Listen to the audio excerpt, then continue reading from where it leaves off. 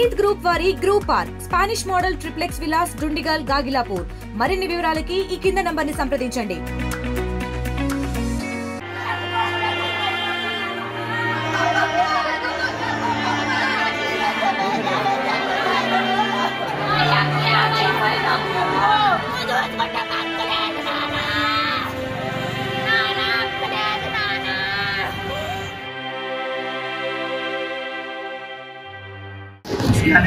Scan చేసిన తర్వాత ఈ హాస్పిటల్ అడ్మిట్ చేసాడు. అది పూట చూసిన తర్వాత సర్జరీ చేయాలమ్మా అని చెప్పేసి అన్నారు. ఇలాగ గర్భసంచి వచ్చేసి 2 ఇలా వచ్చింది, సర్జరీ చేయాలమ్మా అని చెప్పేసి అన్నారు. సరే ఓకే సార్ అని చెప్పేసి సర్జరీ చేస్తారంటే అమౌంట్ 50,000 అడిగారు. సార్ మీరు లేను సార్ అని చెప్పేసి 40,000 అడిగారు. సరే సార్ ఇస్తాను సార్ చేయండి అన్న. చేసిన తర్వాత అతను బ్లడ్ బ్యాంక్ వెళ్ళి బ్లడ్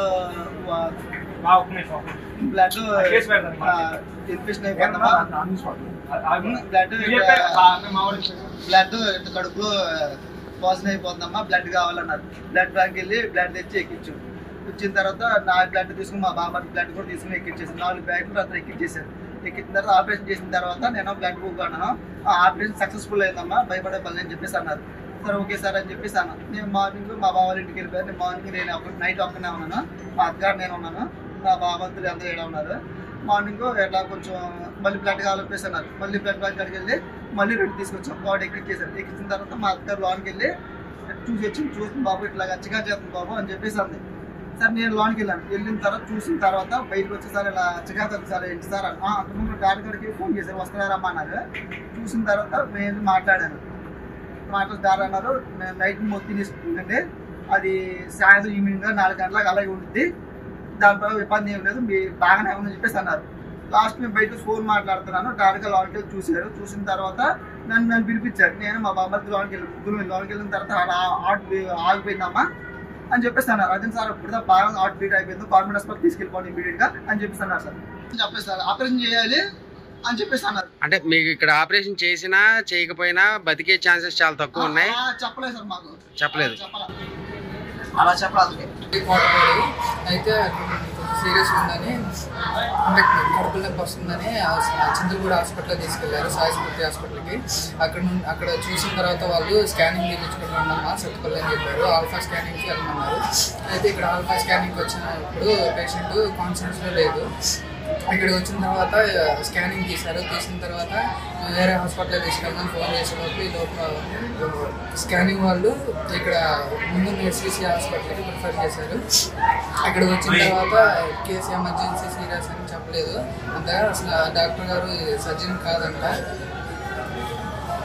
మరి స్కానింగ్ వాళ్ళను హాస్పిటల్ డాక్టర్ గారు మరి ఏం మాట్లాడుతున్నారో తెలియదు. మేము బయటకు తీసుకెళ్దాం కానీ లేదమ్మా ఇప్పుడు మీరు హాస్పిటల్ అటు ఇటు తిప్పితే పేషెంట్ కండిషన్ సీరియస్ అయిపోద్ది, ఇక్కడ ఉంచండి సర్జరీ చేపిస్తాం అని చెప్పారు. అయిన తర్వాత రాత్రి సర్జరీ చేశారు. చేసిన తర్వాత కూడా పేషెంట్ కండిషన్ ఎలా ఉంది అని చెప్పలేదు. కవర్ అయిపోద్దమ్మా బాగానే ఉంటుంది అని చెప్పారు. తర్వాత ఫోన్ చేసి చనిపోయారని చెప్పారు. అసలు ఇక్కడ ఉన్న డాక్టర్ గారు సర్జరీ కాదండి, ఆల్ఫా స్కానింగ్ వాళ్ళను ఎస్సీసీ హాస్పిటల్ డాక్టర్ గారు ఒక్కమ్మకై ఇక్కడ బయటకు తీసుకుపోతే పేషెంట్ చనిపోతారని చెప్పి ఇక్కడే సర్జరీ చేసేలా చేశారు. మా వాళ్ళు భయపడి ఇక్కడే జాయిన్ చేశారు హాస్పిటల్లో. సర్జన్ కాదంట ఇక్కడ ఉన్న డాక్టర్ గారు. జాయిన్ చేసిన తర్వాత ఆపరేషన్ చేయాలన్నారు. ఇది వచ్చేసి గైనకాలజీకి సంబంధించిన హాస్పిటల్ కూడా కాదు. ఆయన వచ్చేసి ఆపరేషన్ చేయాలన్నారు. మనకి ఎగ్జాక్ట్లీ 11:45కి ఆపరేషన్ అనేది స్టార్ట్ చేశారు. 1:45కి ఆపరేషన్ అనేది కంప్లీట్ చేశారు. చేసిన తర్వాత పేషెంట్ అనేది ఓకే కొంచెం పర్లేదు నార్మల్ కండిషన్లో ఉన్నారని చెప్పారు. తర్వాత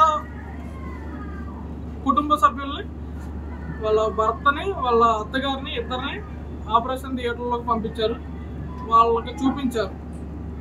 తర్వాత 1 గంట తర్వాత పేషెంట్ స్పృహలో లేదని చెప్పారనమాట.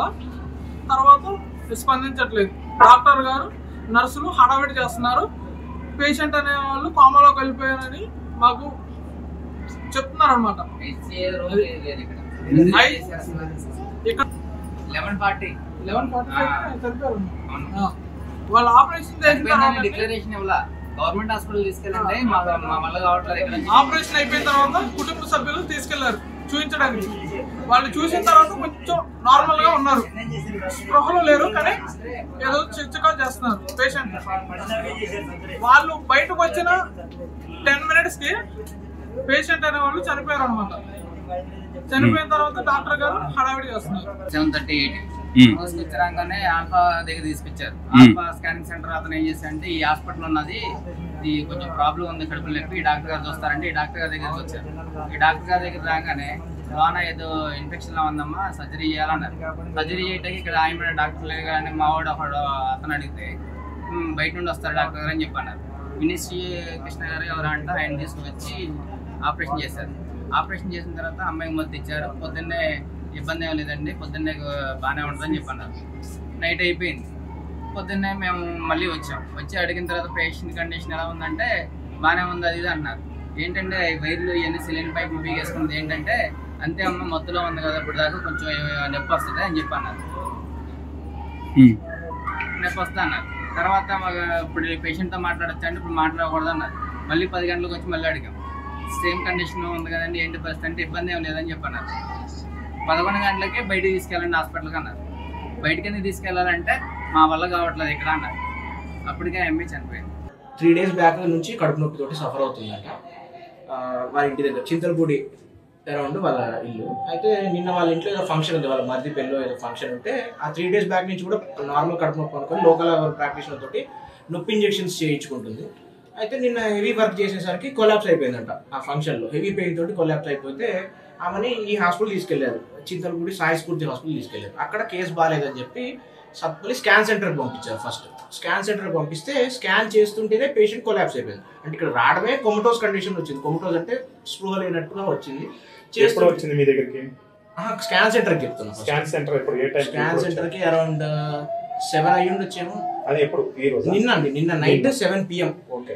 సో సార్ నాకు కాల్ చేశారు, సార్ ఇట్లా స్కాన్ చేస్తుంటే పేషెంట్ ఒకరు కొలాప్స్ అయ్యారు, అర్జెంట్గా చూడండి అని అంటే మన దగ్గర షిఫ్ట్ చేశారు. షిఫ్ట్ చేసేసరికి బీపీ 60. మీ దగ్గర ఎప్పుడు అడ్మిట్ చేసుకున్నారు? నైట్ 9 సార్, 8:39 సుమారు అరౌండ్. ఓకే. మీ దగ్గర ట్రీట్మెంట్ జరిగిందా?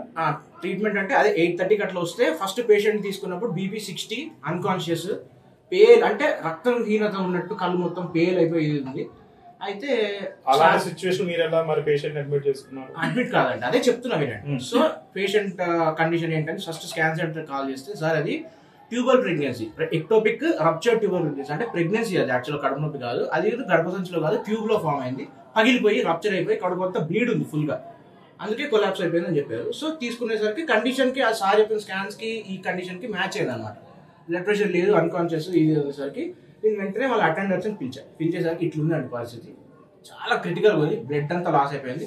బయట హాస్పిటల్లో టెస్ట్ చేయించినప్పుడు హెమోగ్లోబిన్ మనకి 8.9 ఉందండి. నేను నీతో మాట్లాడుతూనే మన దగ్గర కూడా హెమోగ్లోబిన్ టెస్ట్ అది చేపిస్తే మన దగ్గరకు వచ్చేసరికి 4.7, అంటే ఆల్మోస్ట్ 4 units బ్లడ్ లోపల ఆల్రెడీ లాస్ అయిపోయింది. So very critical sir. వాళ్ళ హస్బెండ్ని, వాళ్ళ మదర్ని, ఇంకా వాళ్ళ బాబు గారిని, సమ్ రిలేటివ్స్ అందరినీ నా ఓపీ రూమ్లో మీరు నించిన ప్రాంతంలో నించబెట్టి సేమ్ ఇట్లానే వీడియో కౌన్సిలింగ్ తీసుకున్నాను అనమాట.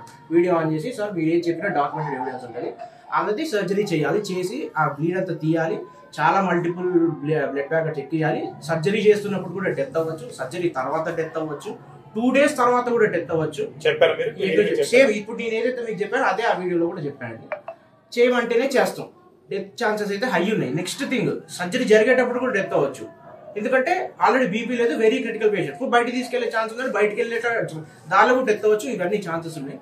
మీరు ఓకే అని చర్చించుకొని డిస్కస్ చేసి ప్రతి రిస్క్ యాక్సెప్ట్ చేస్తా అని వీడియోలో చెప్పి సంతకాలు పెట్టి థంబ్ ప్రింట్, ఫింగర్ ప్రింట్ వేస్తేనే నేను చేస్తా అండి అని చెప్పిన తర్వాత వాళ్ళు 5 నిమిషాలు మాట్లాడుతున్నారు. ఇంకా అదర్ అసోసియేటెడ్ కాంప్లికేషన్స్ కూడా చాలా చెప్పినాయండి, renal failure, intraop death, multiple organ dysfunction, ఇవన్నీ చెప్పా. Blood transfusions, massive blood transfusions అవసరం అయితే ఇవన్నీ చెప్పా. మీరే తెచ్చుకోవాలి, బ్లడ్ కూడా తెచ్చుకోవాల్సి వస్తుంది, ఇన్ని ప్యాకెట్స్ ఉంటాయి ప్యాకెట్స్.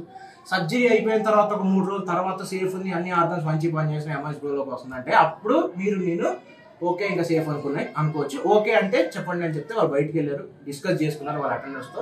ఫంక్షన్ అవ్వడం వల్ల చాలా మంది వచ్చారు, డైరెక్ట్ ఫంక్షన్లో కొలాప్స్ అయింది కదా, చాలా మంది వచ్చారు. వచ్చేసరికి వాళ్ళు డిస్కస్ చేసుకున్నారు. వచ్చిన తర్వాత వాళ్ళ హస్బెండ్ ఫింగర్ ప్రింట్, వాళ్ళ మదర్, వాళ్ళ బ్రదర్ ఇన్ లా ముగ్గురు సైన్ ఫింగర్ ప్రింట్తో సహా తీసుకున్న తర్వాత నేను సర్జరీలోకి తీసుకెళ్ళాను. సర్జరీలోకి ఏమైంది, మ్యాసివ్ బ్లడ్ లాస్ సార్, ఎంత అంటే హెవీ బ్లడ్ లాస్, అది కూడా ఫొటోస్ కూడా చేశాను. నైట్ అరౌండ్ 9:30, 10:30 ఒక 1 hour అయ్యి ఉండొచ్చు. బానే అంటే సార్ ఇంకా రిస్క్ తో చేసిన ఆపరేషన్ అది. బానే అని ఎట్లా చెప్తామండి, చేసిందే రిస్క్ కదా. సో రిస్క్ తోనే చేసినాం సార్. చేయకపోతే ఎలాగో చచ్చిపోద్ది సార్, అరగంటలో చచ్చిపోతుందండి. చూసుకుంటూ అయితే అట్లా వదిలేయలేం కదా. షిఫ్ట్ చేసుకుంటారా మీ ఆప్షన్, షిఫ్ట్ చేసి దానిలో చనిపోతే వాళ్ళు అడిగితే చనిపోవచ్చు. పేషెంట్ తాలూకు వాళ్ళు ఇష్టపడి చేయించారండి? 100% ఇష్టపడి కన్సెంట్ ఇచ్చి మరీ చేయించారు సార్. వీడియో కౌన్సిలింగ్ లో కూడా ఓకే అని చెప్పి వాళ్ళు ముందుకు వెళ్ళారు. ఓకే, సో ఆ పోస్ట్ ఆఫ్ లో జరిగిన కాంప్లికేషన్స్, లాస్ అయిన బ్లడ్ అదంతా కూడా వాళ్ళకి ఫొటోస్ వాళ్ళకి పంపించాం. నా దగ్గర పెట్టుకోవడం కాదు, వాళ్ళకి పంపించాం అనమాట. బయటకు వచ్చిన తర్వాత కూడా చెప్పారు సార్ బీపీ 90 ఉంది, ఇంజెక్షన్స్ మీద బీపీ మెయింటైన్ అవుతుంది, హెవీ బ్లడ్ లాస్ అయింది, దానికి దగ్గర ట్రాన్స్ఫ్యూజన్స్ ఇచ్చాం, ఇంకా అవసరం పడుతుంది. సో చూద్దాం నెక్స్ట్ రికవరీ ఫేజ్ ఏంటనేది మీ చేతిలో నా చేతిలో లేదు. What best we are doing.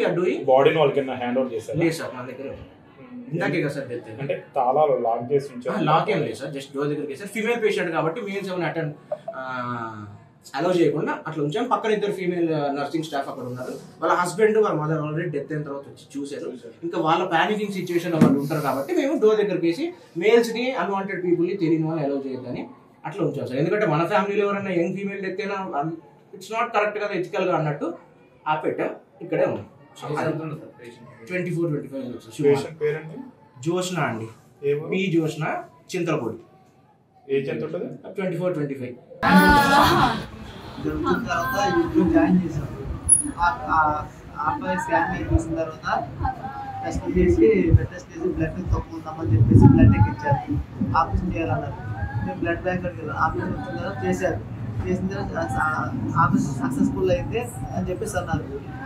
Morning చూడగలిగితే చూడండి వాళ్ళు మా అత్తగారు వాళ్ళకి తీసుకెళ్ళాము. చికా చేస్తుంది. చికా చేస్తే మన వచ్చి చెప్పింది, నాకు చెప్పి చూడంగానే చికా చేస్తుంది. నేను ఎప్పుడో డాడీ గారు లేరు, ఫోన్ చేసి రామచంద్ర వెళ్తే వచ్చారు.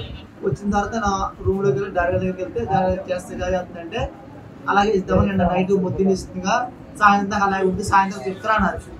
తర్వాత నేను బయటకు వచ్చిన తర్వాత ఒక 10 నిమిషాలు బాగానే పిలిచారు. చూడంగానే హార్ట్ ఆగిపోయిందమ్మా అని చెప్పేసి అంటున్నారు. అది సార్ జరిగింది.